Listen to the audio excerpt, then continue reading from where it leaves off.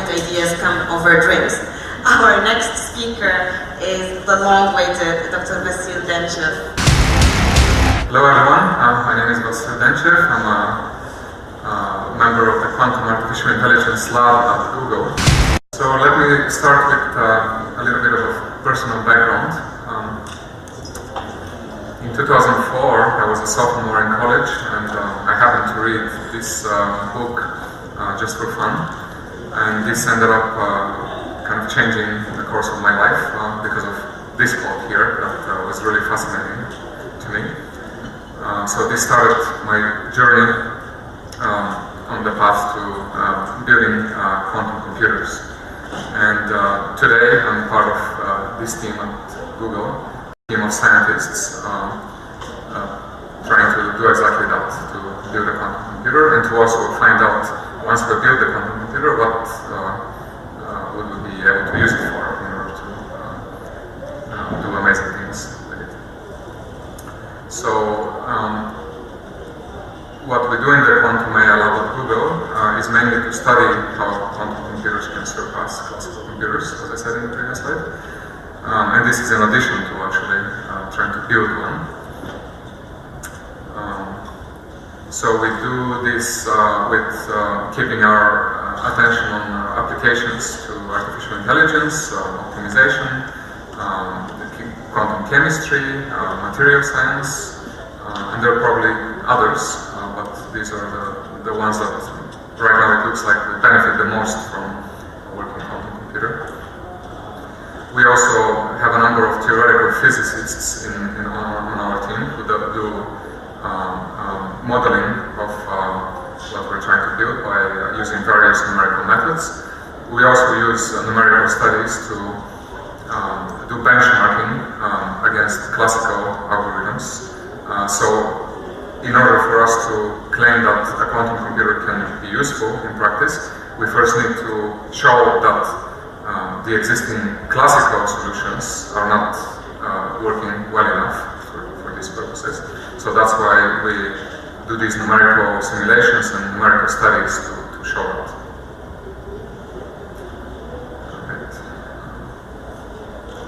Okay, so the clicker isn't working. Okay. Maybe I should move closer. So the numerical methods that we use in our work come in three categories. The first category is classical simulations of quantum systems. One of these is exact diagonalization of the Hamiltonian matrices that describe the dynamics of the quantum processes that go on in the hardware. Another one is a direct integration of the Schrödinger equation. The Schrödinger equation is the one that also directly describes the dynamics of quantum systems. It's a differential equation that can be integrated numerically, and then that tells us how a quantum system behaves. Okay, so we do that. There's another one called block-Redfield simulation, which is again simulating the quantum system, but it also takes into account the impact of noise from the environment. So this is important when we try to study how our quantum hardware would behave in realistic conditions. We also have studied mean-field quantum trajectory methods, which are kind of approximate methods for studying similar things, the dynamics of quantum systems, and so on. The second class of numerical methods that we use are physically motivated classical optimization algorithms, like simulated annealing, parallel tempering, spin vector Monte Carlo, path integral Monte Carlo, and so on and so forth. So this has been brought up by a kind of a long-going scientific discussion in the context of the D-Wave quantum computer. I don't know if anybody has heard of D-Wave here. Yes? Okay. So this was the first quantum annealing project that came to fruition, in the sense that that company built some kind of quantum machines that were then sold to customers like Lockheed Martin and Google, and they have sold a couple of other machines by now. So in those studies, benchmarking that machine against classical algorithms, it became clear that we need to benchmark against these physically motivated classical optimization algorithms just to find out whether the derived machines might be nothing but just classical optimization machines. Okay, so that's why we benchmark against these. And when we do see that the D-wave annealing machines behave differently from these classical physically motivated optimization algorithms, this is a proof that the D-wave machines are actually quantum. They're not just classical analog optimizers. All right, and this has been done. We have published papers that actually show that. Good. The third category are abstract classical optimization algorithms, like taboo search, branch and bound methods for optimization, stochastic local search, large neighborhood search, and so on. So the purpose of this is to show that quantum optimization, in this case, can have an impact on practical problems, and that even if you run the best possible classical algorithm that is known, not just those physically motivated optimization algorithms from the previous slide, that a quantum algorithm would help you solve your optimization problem more successfully than anything possible with classical computers. Okay. So, this presentation, in this presentation I will talk about a large-scale distributed system that we've built for our purposes. We call it NumericsFlow. And its purpose is to facilitate the process of numerical experimentation. So all these things that I described in the previous slides, they translate to lots and lots of computation. Okay, and if we want to run all of them for all kinds of different problems and different instances and different algorithms, this becomes very heavy on the software engineers that have to perform this work. And in order to move faster, to be able to iterate faster in our research, we need something like this distributed computation framework, NumericsFlow. And it basically solves the problem of scaling up our team capacity for easily and quickly exploring new ideas via arbitrary sets of heavy numerical studies. Because ideas come about all the time. As I mentioned, we have these theoretical physicists on our team, and that's their job, just to come up with ideas, and somebody has to, execute on these ideas, and that falls on the shoulders of software engineers like me. We also want to enable these research scientists to run numerical experiments themselves instead of just relying on software engineers.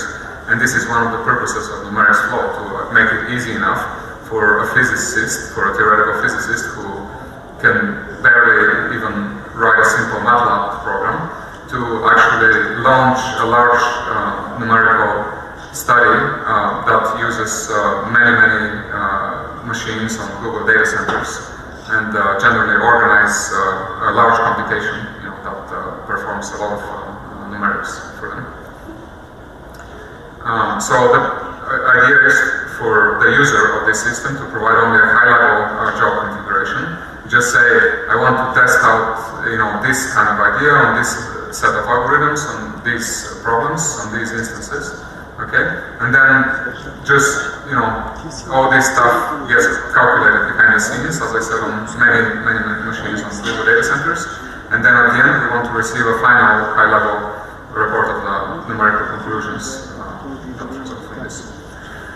So here the NumericsFlow system results in streaming and automating the experimentation pipeline.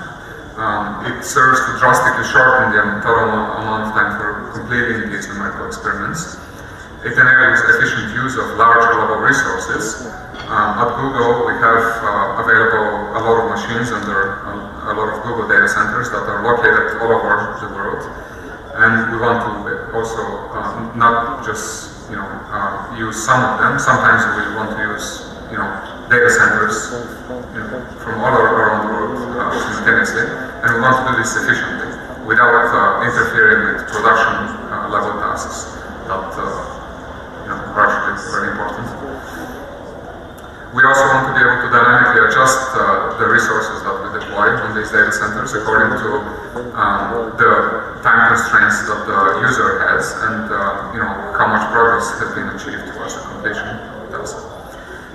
Also, NumericsFlow automates hyperparameter optimization. So many of these numerics that we run have, each one of them has a number of hyperparameters. For example, simulated annealing has an annealing schedule with an initial and final temperature, number of sweeps, things like that, that have to be explored in order to arrive at an optimal regime for running the optimization. And this additionally complicates the numerical studies, but NumericsFlow can automate this. Okay, so instead of blindly exploring values for these hyperparameters, we want to automate this process as well with the help of NumericsFlow. This is the general system diagram of what I'm talking about. So first, I don't know if you can see. Yeah, okay, they shouldn't bother. So the central piece of the system is the taskmaster, which is basically a database, a simple database that keeps the set of input tasks and the set of output tasks. The output tasks are just the results from completed input tasks. The client submits initial input tasks to the taskmaster and then periodically asks for available results. On the other side, we have a number of workers. These are the machines on Google data centers. There can be many, many of them that periodically ask the taskmaster for available work. If there is one available input task for a worker, the taskmaster assigns it to that worker, and the worker starts working on it. When the work is completed, the worker commits results to the taskmaster, and then the taskmaster puts those results in the output tasks database, which can then be given to the client when the client is asking for tasks. Okay. So the cool thing about this design is that we have an atomic consumption of input tasks, so we can guarantee that at most one worker is ever going to be working on the same input task. And if that worker dies, another one can be shortly assigned to work on that task. So this is important for the efficient utilization of resources on our data centers, because we want to run these things at low priority in order not to interfere with production tasks. And when we run at low priority, production tasks can preempt our workers. But this is not a problem because of this setup. Even if our worker is preempted, another one will pick up that work and will continue working on that task. Alright, and also a single output task is produced by every input task. This is also guaranteed by the protocol that goes on between the taskmaster and the workers. Now, this is how the worker is designed. So we have an interface called numerics. And then we use inheritance, to implement the different numerical algorithms that we want to run. So, for example, we have algorithms like algorithmic tunneling, table search, simulated annealing, spin vector Monte Carlo, path integral Monte Carlo, and so on. These are just examples of the many different numerical algorithms that we might want to be running. And then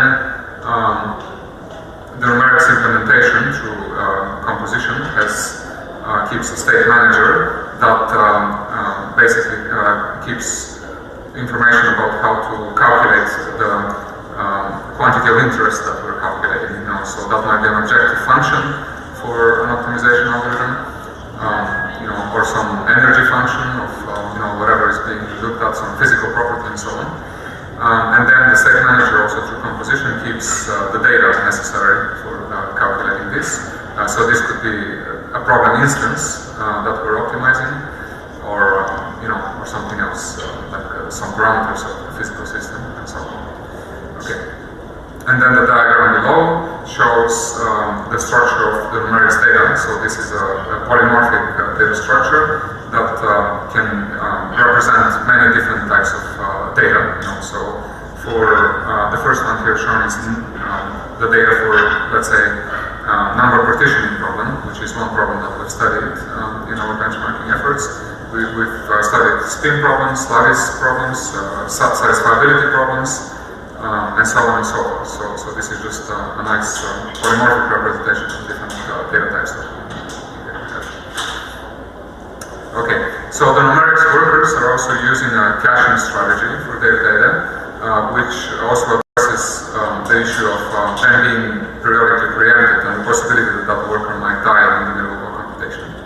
So for that purpose, we keep a cache of data that the worker system in the beginning of the computation.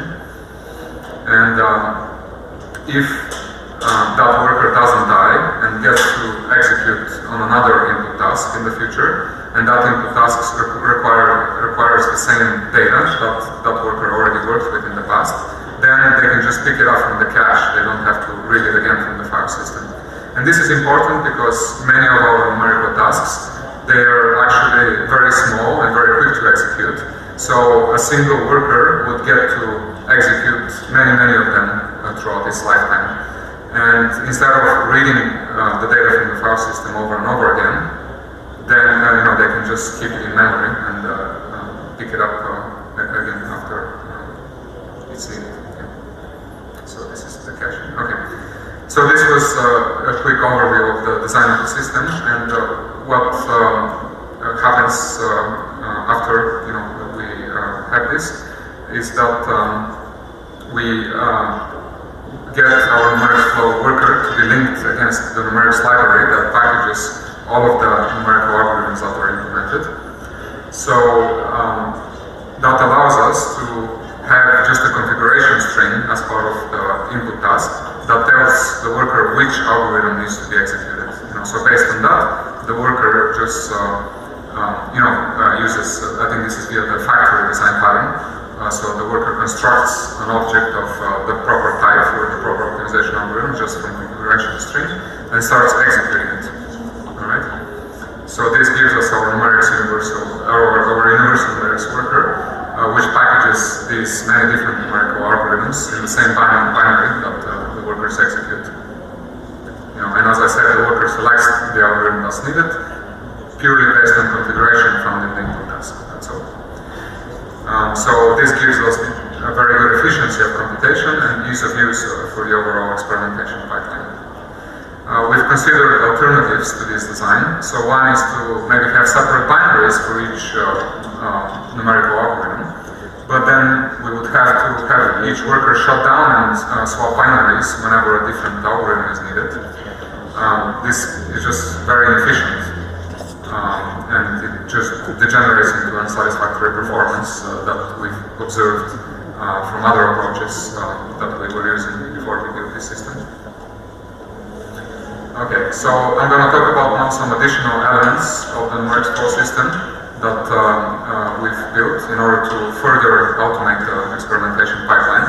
One is experimental design. Has anybody heard of this? It's also known as design of experiments in the literature.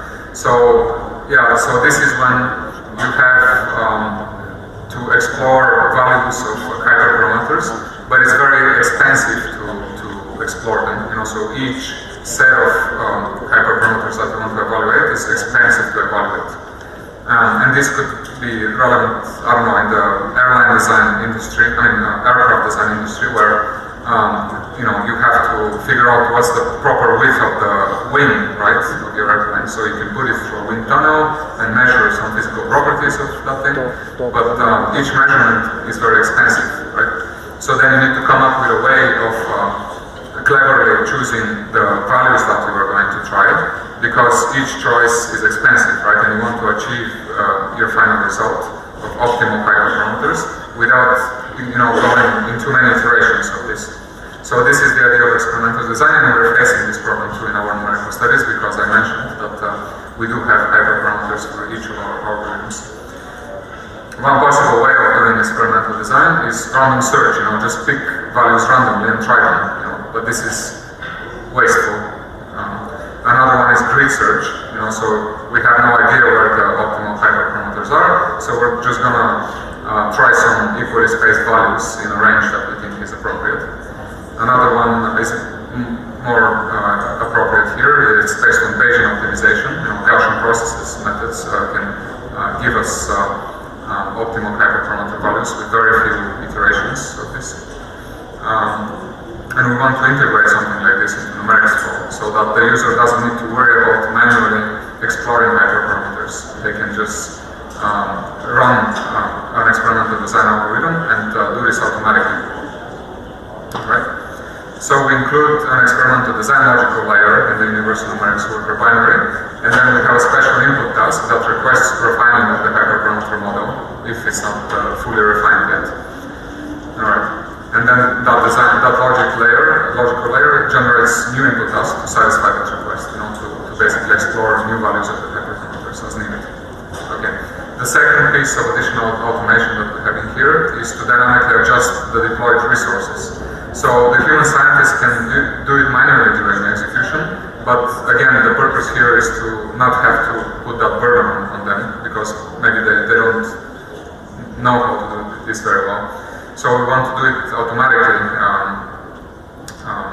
by, again, adding more logic to the universal numerics worker, which would periodically issue resource adjustment commands based on the current load. For example, how many tasks are waiting at the task master. So there would be also an indelible task that can periodically get released by the task master, and can go to a free worker to evaluate the current load situation and issue resource adjustment commands like this. Okay, the third and final, I think, design piece for additional automation is to have multiple interacting task masters. So in that diagram that I showed, we have only one task master that talks to workers that are close to it, but we might want to have task masters at each data center. Because of geographical separation, a task master in North America may not be able to efficiently communicate with workers in Asia, right? So for that reason, we might want to have task masters in Asia as well. So then these task masters will have to communicate somehow and coordinate their work and the overall load on the system. They will have to reshuffle the input tasks and distribute and do this load balancing in between themselves. Right.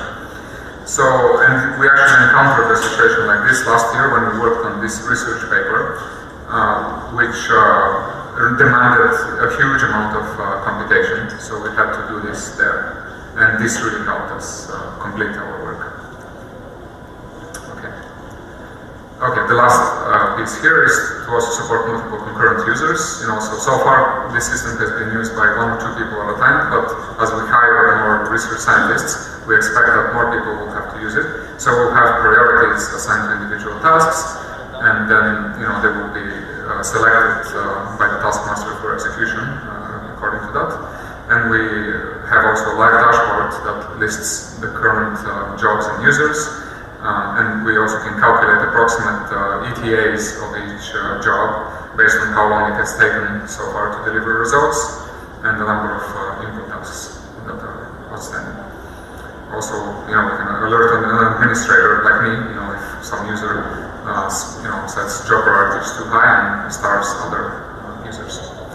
And this would be the augmented system diagram with all these additional features that I went over right now. So here the client would be much leaner than in the initial design that I showed.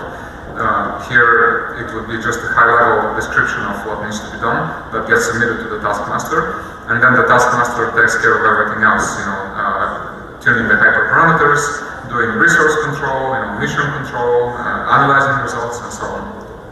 And then we'll have different types of workers. There are, of course, numerical algorithms that are doing the main work, but then there is also results analysis workers, experimental design workers, and resource and visual control workers. Okay. And this is a figure taken from our research paper that I mentioned. So we published this major research paper last year in a top physics journal called Physical Review X, which showed that the D-Wave machine from last year was able to solve particular problems 100 million times faster than a couple of physically inspired classical optimization algorithms like simulated linear and quantum Monte Carlo. So, this figure was made possible by NumericsFlow because it required an enormous amount of computation. And if we didn't have this distributed system that automates this exploratory process, this whole thing would have taken way too long for us to get to writing the research paper and to publish these results. So, NumericsFlow has been repeatedly used by the quantum AI team for various other numerical studies and ongoing research. and it has been found that it typically reduces the total experimentation time from weeks and months to just hours and days. So it has been a huge help in the advancement of the science that we're doing at the world. So that's all I have. Thank you very much.